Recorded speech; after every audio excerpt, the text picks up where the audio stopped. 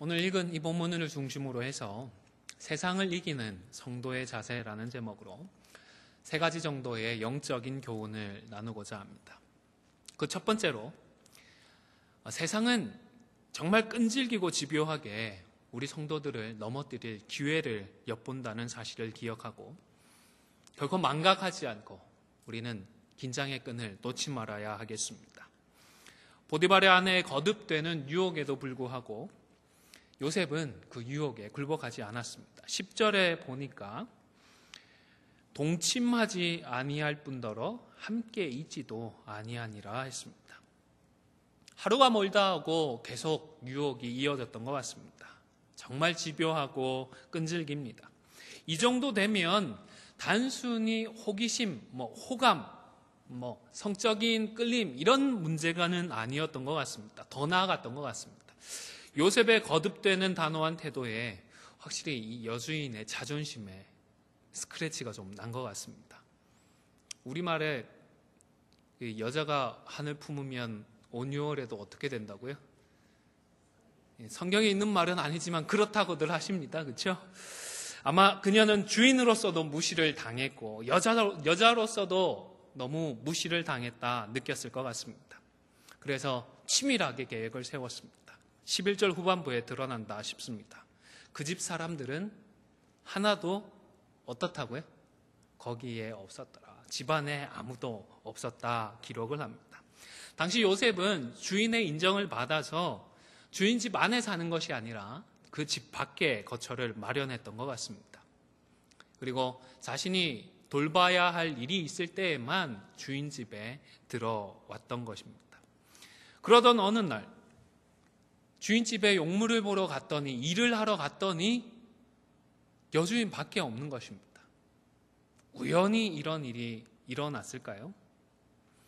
우연일 수도 있지만 전후 맥락을 고려하면 여주인이 사전에 계획을 했다 추측할 수 있다 싶습니다. 주도 면밀하게 이런 상황을 계획해 놓고 혼자서 요셉을 기다리고 있었던 것입니다. 언제쯤 일을 보러 요셉이 집에 오는지를 확인을 하고 이런저런 이유를 만들어서 다른 종들은, 집안의 다른 사람들은 다 집 밖으로 일을 하러 내어 보냈던 것입니다. 그리고는 혼자서 아마도 이상 야릇한 그런 분위기, 끈적끈적한 그런 분위기를 연출해 놓고 요셉을 기다리지 않았을까 싶습니다.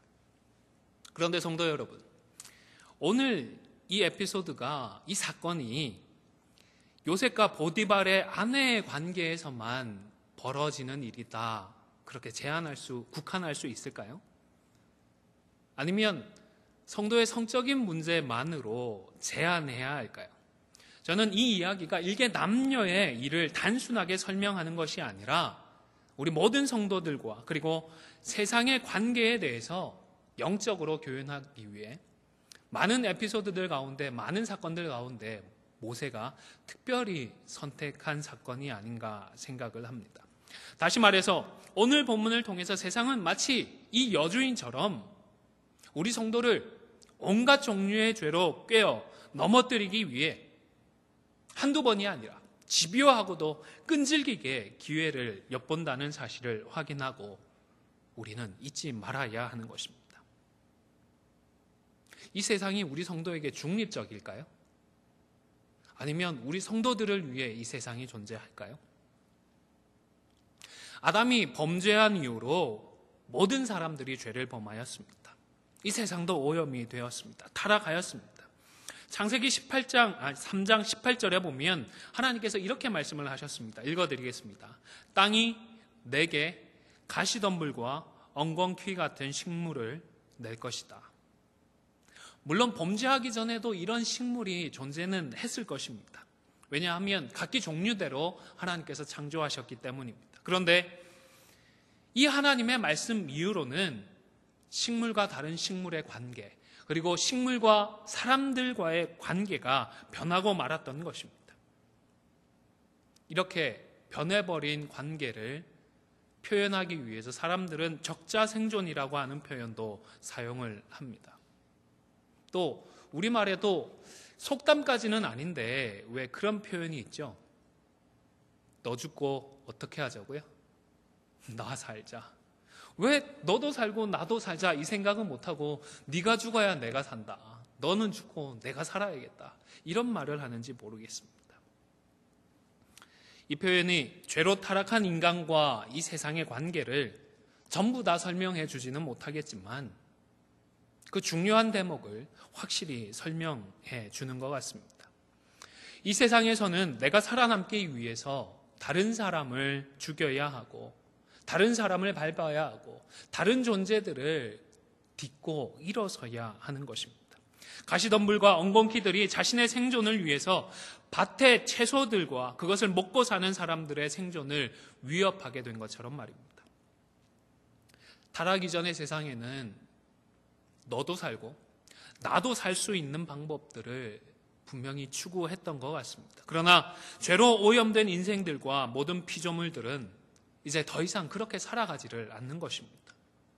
그 누구도 믿을 수 없는, 전혀 그 누구도 내게 호의적이지 않은 이런 세상이 되고 말았던 것입니다. 세상은 성도에게만이 아니라 서로가 서로에게도 결코 호의적이지도 중립적이지도 않습니다. 아무리 잘 감추어도 결국에는 적대적입니다. 우리 주님 다시 오실 때까지 이 사실은 변하지 않을 것입니다. 그런데 오늘날 민주화된 법치국가에서 그리고 또 고도로 도시화된 세상을 살아가는 우리 성도들은 이런 사실을 쉽게 잊어버릴 수 있는 조건들을 가지고 있습니다. 사실 저는 아이들 데리고 교회로 캠핑장을 나가는 걸 참 좋아하거든요. 조금만 그렇게 나가도 캠핑장만 해도 완전 와일드한 그런 산속이 아니라 어느 정도 갖추어졌다고 하는 캠핑장만 해도 이게 우리에게 자연이 녹록지 않다는 것을 느낄 수 있게 해주기 때문입니다.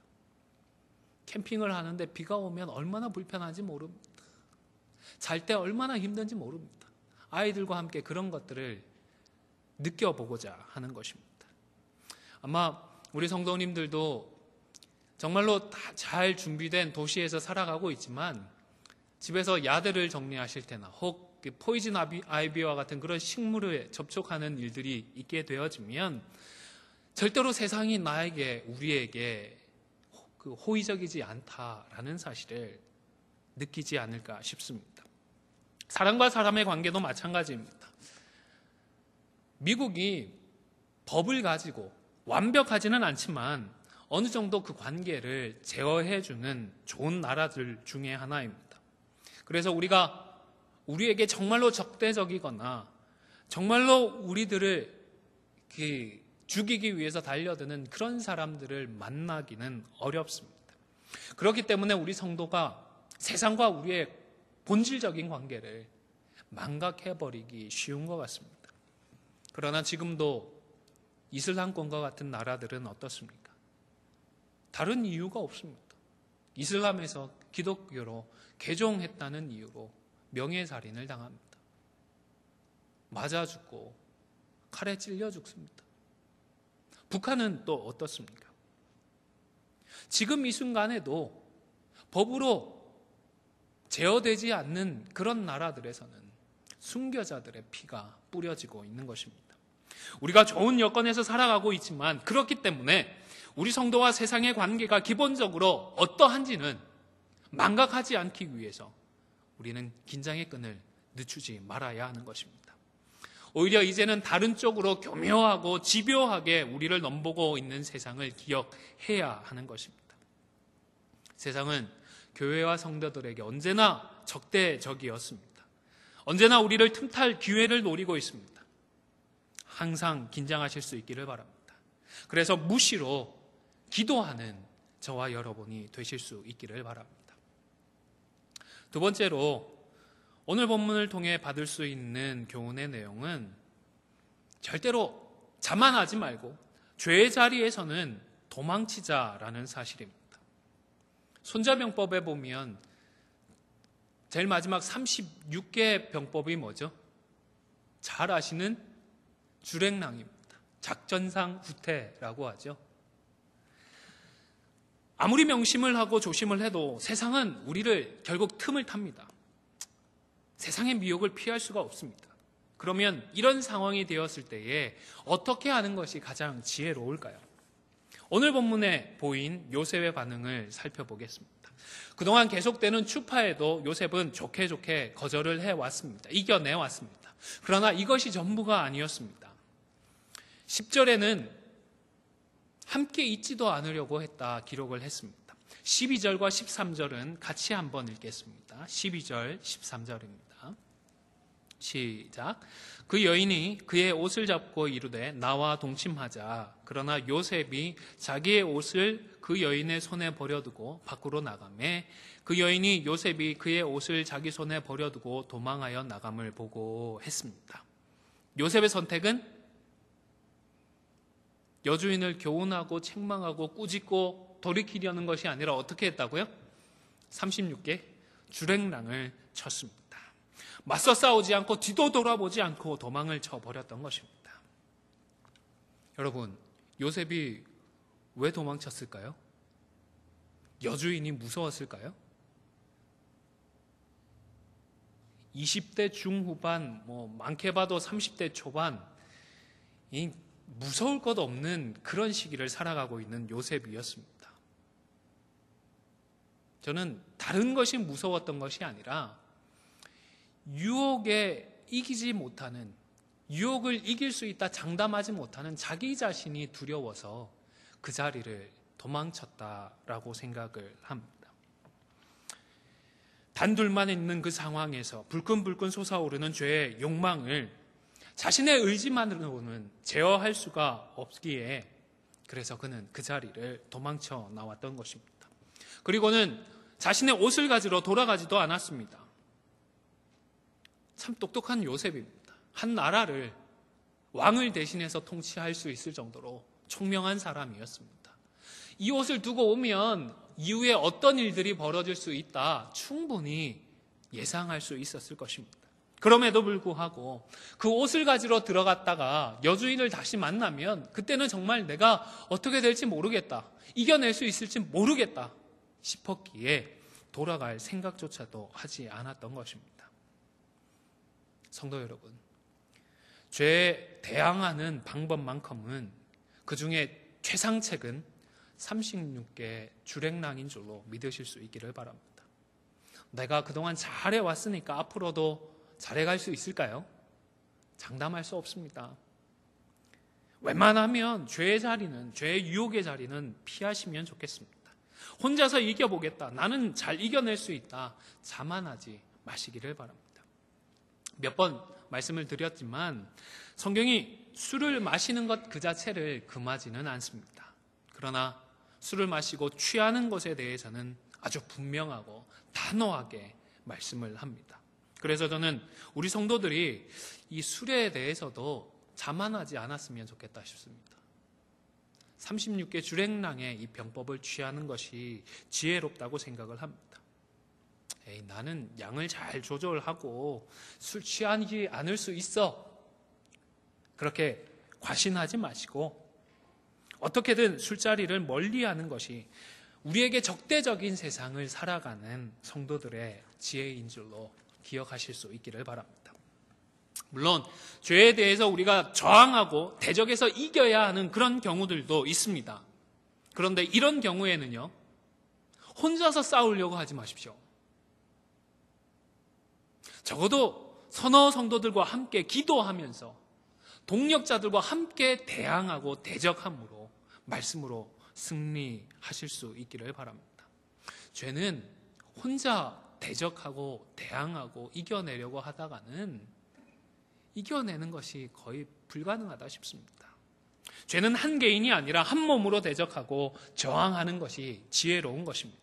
하나님께서 구원받은 우리를 교회로 부르신 중요한 이유 중에 하나가 죄를 함께 저항하고 죄에 대해서 함께 이겨내기를 바라셨기 때문인 것입니다. 이제 마지막으로 믿음으로 살아도 어려움은 찾아오지만 그러나 그 속에서 하나님이 함께 하신다라는 사실은 꼭 기억하는, 항상 기억하는 저와 여러분이 되실 수 있기를 바랍니다. 요셉의 경우만 해도 그렇습니다. 우리는 이렇게 믿음으로 하나님이 기뻐하시는 삶을 위하여서 시험을 이겨내고 미역을 떨쳐버리고 살았는데, 그렇게 살면 하나님께서 축복해 주시지 않을까라는 기대를 합니다. 그런데 이런 기대와는 정반대의 일이 요셉에게도 일어났습니다. 결국 모함을 받고 억울하게 감옥에 갇히게 되었습니다. 20절입니다. 이에 요셉의 주인이 그를 잡아 옥에 가두니 그 옥은 왕의 제수를 가두는 곳이었더라. 요셉이 옥에 갇혔으나 했습니다. 하나님 왜 이러십니까? 제가 뭘 잘못했습니까? 아니, 하나님 정말 살아계십니까? 이런 식의 생각들이 주체되지 않고 입 밖으로 마구 쏟아져 오는 그런 상황에 놓이게 된 것입니다. 성도 여러분, 그런데 세상에서 잘 되고 못 되고가 아니라 그런 상황이나 형편과 상관없이 하나님께서 함께 하시는 것이 참된 복인 줄로 믿으시기를 바랍니다. 어려워도 하나님이 함께 하시면 그것이 축복입니다.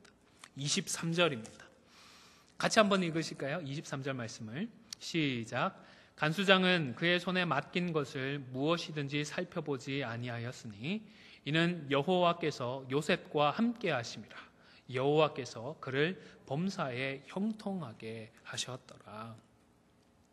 비록 나쁜 상황에 처하더라도 그 어려운 상황을 불평하고 원망하며 세월을 허송하지 말고 십자가의 그 믿음을 지키면서 그 속에서도 여호와께서 함께 하시고 또 은혜 받게 하시는 복을 누리는 저와 여러분이 되시기를 소망합니다. 21절입니다. 여호와께서 요셉과 함께 하시고 그에게 인자를 더하사 간수장에게 은혜를 받게 하심에 했습니다.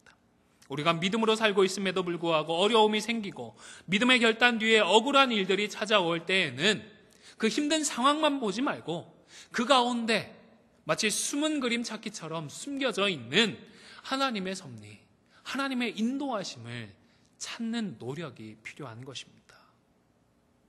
요셉이 어디에 갇혔는지 모세가 기록을 했습니다. 그냥 감옥이 아니었습니다. 어떤 감옥이었죠? 누구의 제수를 가두는 감옥이요? 왕의 제수를 가두는 감옥이었습니다. 어떤 주석가는 이 감옥을 정치범들과 같은 중대한 죄를 지은 자나 신분이 높은 죄수들이 갇히는 곳이라고 설명을 합니다. 그냥 일반 죄수들이 머무는 그런 감옥들보다는 여건이 훨씬 나았고 좀 더 자유로웠던 것입니다. 그리고 당시에는 사실 범죄가 발생했을 때에 그 자리에서 판결을 해서 직결 처분을 내립니다. 몇 대 맞아라, 심한 경우에는 죽여버려라, 이렇게 직형에 처하게 되는데 요셉은 그런 일이 아니라 감옥에 갇히어서 자유를 누리는 자유형에 처해졌던 것입니다. 감옥에 갇히는 어려운 상황들 가운데에도 하나님의 은혜가 숨어 있었던 것입니다. 뿐만 아니라 그 감옥 안에서도 하나님께서 축복하셔서 어떤 일들이 있었는지는 우리가 이미 확인하였습니다. 성도 여러분, 신앙생활을 하면서 여유를 갖고 인내하는 덕목은 아무리 강조해도 지나치지 않을 것입니다. 여유를 가지고 인내를 하면서 어렵고 힘든 상황 속에서도 숨은 하나님의 그 은혜를 잠잠히 찾아나가는 우리 모두가 되실 수 있기를 바랍니다. 지난 주간에 온라인상에서 박일련 교수님이라는 분이 쓴 글을 접하게 되었습니다. 개인적으로 참 도전이 되었는데 앞부분을 잠시 소개해 드리겠습니다. 100여 명쯤 모이는 A 교회에 B라는 젊은 목회자가 부임해서 헌신하는 모범을 보인다. 열심히 설교를 준비하고 신방도 열심이다. 물질적으로 욕심이 없는 듯 아낌없이 희생하기도 한다. 그런데 5년여쯤 지나도 별로 성과가 나지 않고 교회는 침체에서 벗어날 기미를 보이지 않았다. 그러자 그 목회자는 서서히 자세를 바꾸더니 자기 몫을 챙기기 시작했다. 더 이상 교인들의 눈치를 보지 않았다. 손해볼 일은 하지 않았다. 이 이야기는 그 교회의 한 교인이 내게 직접 해준 이야기이다. 교인들은 이런 걸 금방 눈치챈다. 정말 안타까운 일이다. 그 목사에게서 미래는 고작 5년이었는가? 이제 더 이상의 내 일을 스스로 포기하고 마는 것인가? 비로소 정신 차리고 손해 안 보고 자기 목 챙기고 지혜롭게 사는 방법 택한 것인가? 교인의 눈에 똑똑히 비치는 내일이 없는 목회자의 모습에서 무슨 하나님 나라 영생의 메시지를 들을 수 있겠는가? 목사인에게 영적인 경각심을 다시 상기시켜준 글이었습니다. 그런데 이런 일들이 일부이기는 하지만 그 목사님들에게만 벌어질까요? 저는 아니라고 생각합니다. 신앙생활을 하는 우리 모든 성도들, 이 성도들의 일부 성도들 중에는 이런 일이 동일하게 일어나고 있다 생각합니다. 집사님들, 권사님들, 장로님들 중에도 내가 지금까지 어떻게 해봤는데 안 되더라. 이제는 안 되겠다. 어느새 손해보지 않고 자기 목, 자기 은혜만 챙기며 살아가고자 하는 그런 분들이 당연히 있겠죠. 적어도 그런 목사들 비율만큼, 그 비율만큼은 우리들 성도들 중에도 이런 분들이 생기지 않겠습니까? 우리 안디옥 교회는 어떨까요? 우리 성도들 중에는 어떨까요? 말씀에 순종하는 것, 믿음으로 살아가는 것, 한 번, 두 번, 한 해, 두 해로 끝나는 일이 아닙니다. 언제까지 이어져야 되죠? 우리가 죽고 난 뒤에 우리 주님 언제 오실지 모르겠지만 살아생전 오시면 더 좋은데 그 주님 오실 때까지 이어져야 하는 것입니다. 여유를 가지십시오. 인내하십시오. 그리고 사실 앞서 글도 글이지만 무엇보다 이 교수님이 탈무드에서 인용한 글의 제목이 큰 도전이 되었습니다. 이 글의 제목은 시간은 가는 것이 아니라 오는 것이다 였습니다. 시간이 우리에게 있어서 우리로부터 가버리는 것이 아니라 하나님께서 오는 것, 하나님께서 내게 주시는 것이다 라는 의미일 것입니다. 여러분, 시간에 대해서 어떻게 생각하며 살아가십니까? 우리는 이 땅을 청지기로서 살아갑니다. 시간뿐만 아니라 그 어떤 것도 우리의 것이 없습니다. 내가 벌었지만 그 돈 누구 것이죠? 네, 감사합니다. 내 것이 아니라 하나님의 것입니다. 우리 자식이지만 내 소유인가요? 우리 소유인가요? 하나님 소유지 않습니까? 그러나 우리를 진단해 보면 어느새 우리는 다 내 것이라고 생각을 합니다. 내 돈, 내 아들, 내 딸, 내 교회. 여러분, 내 것이라고 생각하는 것이 많은 영적인 문제들의 출발점이라는 사실을 기억하실 수 있기를 바랍니다. 왜냐하면 내 것이라고 생각하는 순간 욕심이 자리 잡게 되고 탐욕이 들어갈 수 있기 때문입니다. 내 것이라고 생각하는 순간 우리가 하나님의 말씀에 귀를 막기 쉽기 때문입니다. 시간 역시 마찬가지입니다. 시간이 우리 것이라고요?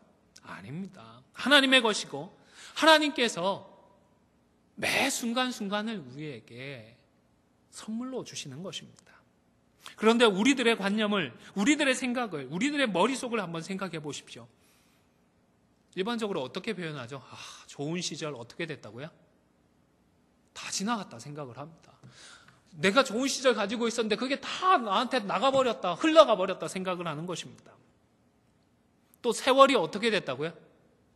세월이 왜 세상 노래도 있잖아요. 세월이 가면 세월이 간대요. 글쎄 그게 성경적인 생각이 맞을까요?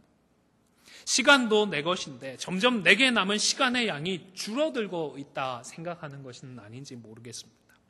우리 성도님들 이제는 나이가 들어가면서 혹 내게 남은 시간이 줄어들고 있다 생각하십니까? 저와 함께 그 생각에서 돌이키실 수 있기를 바랍니다. 세월은 가버리는 것이 아니라, 시간은 가버리는 것이 아니라 매 순간순간 내게 오는 것이고 내게 주어지는 것임을 기억하실 수 있기를 바랍니다.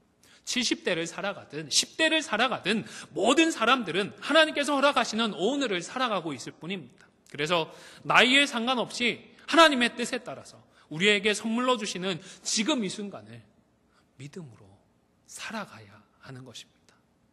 얼마 남지 않았는데 그것이 아닙니다. 10대 청소년에게 남은 시간과 70대를 넘은 어르신들에게 주어지는 시간 결정되어 있는 것 없습니다. 하나님께서 주셔야 합니다. 오늘을, 새로운 시간을, 내일을 하나님께서 주셔야 하는 것입니다. 교회적으로도 쉽지 않은 상황에 있습니다. 하지만 과연 안디옥 교회의 좋은 시절이 다 가버렸을까요? 좋은 시절 다 허비해버렸을까요? 하나님께서 주시는 시간입니다. 지금 이 순간도, 오늘 수요일 저녁 이 순간도 하나님께서 우리에게 허락해 주시는 시간입니다. 안디옥 교회가 지금 여기 있다는 그 자체가 하나님께서 아직도 희망을 가지고 계시고 기회를 주고자 하신다는 사실임을 기억하실 수 있기를 바랍니다. 혹 포기를 하시려고 하면 하나님께서 포기한 그 뒤에 하십시오. 하나님께서 우리에게 오늘을 주시지 않으면 그때에는 포기를 하십시오. 절대로 하나님보다 먼저 포기하지는 마시기를 바랍니다. 제가 자주 되뇌이는 문구가 있습니다. 하포인은 없다, 세포인이 되자. 하포인은 없다, 세포인이 되자. 아마 새벽 기도회 때 말씀을 드렸던 것 같은데, 제가 한국에서 대학생들을 지도할 때부터 기억하기 쉽게 줄여서 사용을 해왔던 문장입니다. 원래의 문장은 하나님이 포기한 사람은 없다, 세상이 포기한 사람이 되자. 이걸 줄여서 하포인은 없다, 세포인이 되자. 이 대학생들을 지도해보면 정말 애매기는 애들이 있었거든요. 그래서 포기하고 싶은 순간들이 찾아옵니다. 근데 그때마다 그래, 하나님이 포기한 사람 없다. 하나님이 포기하시기 전에 내가 포기하지 말자.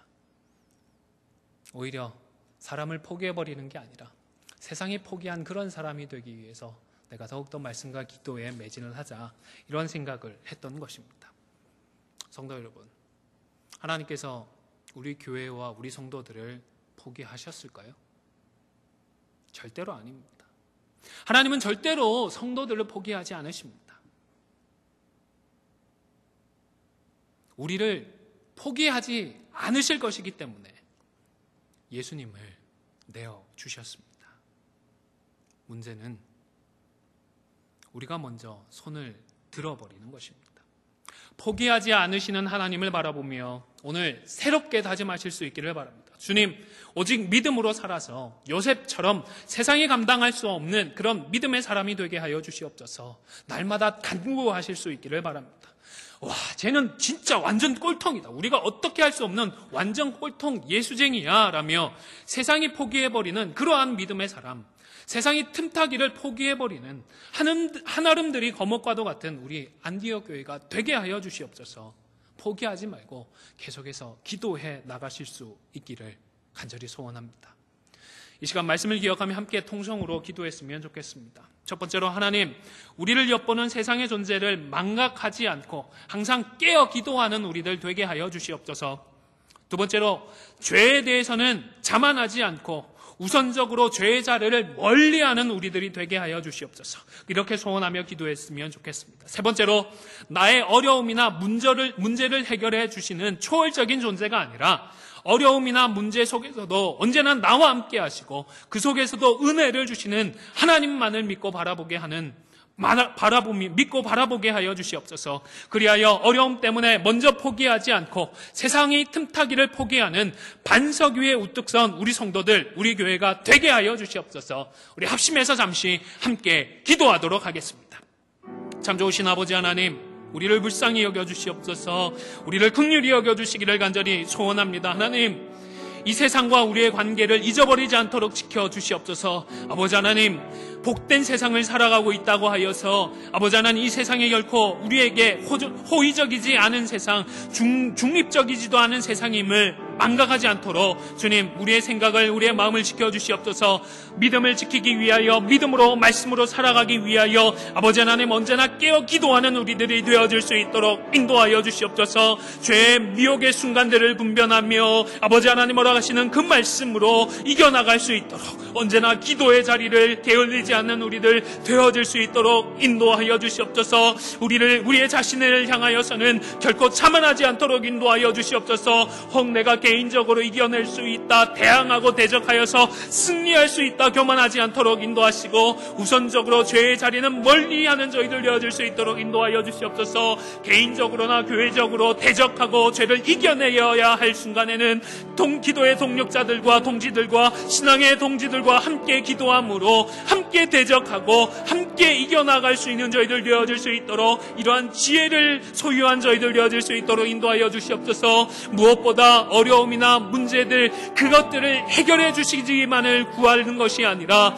그 어려움 속에서도 함께 하시는 하나님을 바라보는 저희들 되어질 수 있도록 인도하여 주시기를 간절히 바라옵고 소원합니다. 어려운 상황 속에서도 문제들 속에서도 은혜를 더하여 주시는 우리 하나님을 믿고 바라볼 수 있는 저희들 되어질 수 있도록 인도하여 주시옵소서. 어려움 때문에 먼저 포기하지 않는 저희들 되어질 수 있도록 인도하여 주시옵소서. 포기하지 않으시는 하나님을 바라보고 신뢰하며 끝까지 믿음으로 함께 나아갈 수 있도록 믿음으로 함께 하시는 하나님을 바라보는 저희들 되어질 수 있도록 인도하여 주시옵소서. 그리함으로 세상의 틈타기를 포기하는 반석 위에 우뚝 선 우리 교회 우리 성도들 되어질 수 있도록 주님 은혜 더하여 주시기를 간절히 바라옵고 소원하옵나이다.